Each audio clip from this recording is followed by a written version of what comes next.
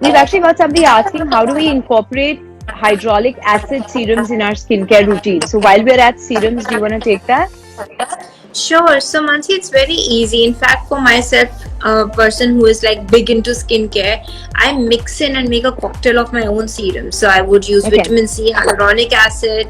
If my skin is breaking out or if it is red, then I would even put in some azelaic acid.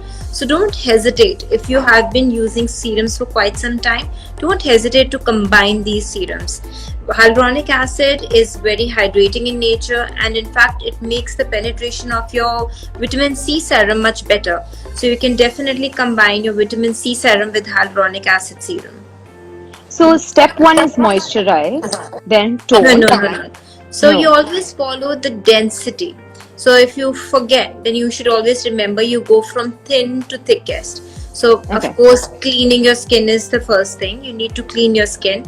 If you have oily skin, you use a foamy cleanser, which can be salicylic acid based as well. And if you have a dry skin, then you can use a creamy cleanser. And then after the face wash is a good idea. It's a good idea to use a toner. Why? Because it balances the pH of the skin, and it also readies your skin for the next step, which is the serum. So toner is a little watery. So you go from thin, so slowly you build it up to the thicker moisturizing creams. So toner, and then comes the serum, which is a little thicker. Then comes your moisturizer. It can be a gel-based moisturizer for oily skin or a creamy-based moisturizer for dry skin. And then the sunblock in the end to lock it all up. Right. So where does the exfoliator, vitamin C and the hyaluronic acid come in play?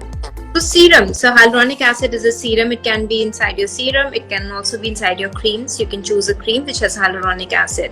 And if you want to introduce an exfoliator, I generally don't suggest using an exfoliator every day. Based on your skin type and condition, you can introduce it once or twice in a week, or maybe even 3 times in a week. You don't have to do it every day. So after washing, toning, serum is your exfoliator, and then your moisturizer, and then the sunblock. Right. Is there a thing between there's also something called a booster, right, which comes in, which I think is that the salicylic acid? So boosters are, Mansi, nothing but just a marketing gimmick. They would just be some extra doses of serums that you can add on to make your serum or moisturizing cream more potent. It is not necessarily salicylic acid. Right. Okay. Now everybody wants to know affordable brands in each of these categories that you just mentioned. So any recommendations there? So of course, Mansi, I understand these days the lockdown is still going on. Although at Isaac in my clinics we have started, delivering all the skincare products, because expensive ones are definitely much more difficult to get hands on because these are imported and then they are doctors prescribed. But something you can easily get at a chemist shop, I would just name some. It can be Isdin Flavor C Serum, Cipla Vitamin C Serum, very affordable. And then there is also something from Sesterma C-With Serum, again very easily available. And if you have to go a notch up, then I also love Dermaceutic Trivita Vitamin Serum. There's Is Clinical Genex C Serum. Then there is Zenobaji, the Zobaji Vitamin C Serum, which is one of the best vitamin C serums because it is self-activating and it is very good on the skin.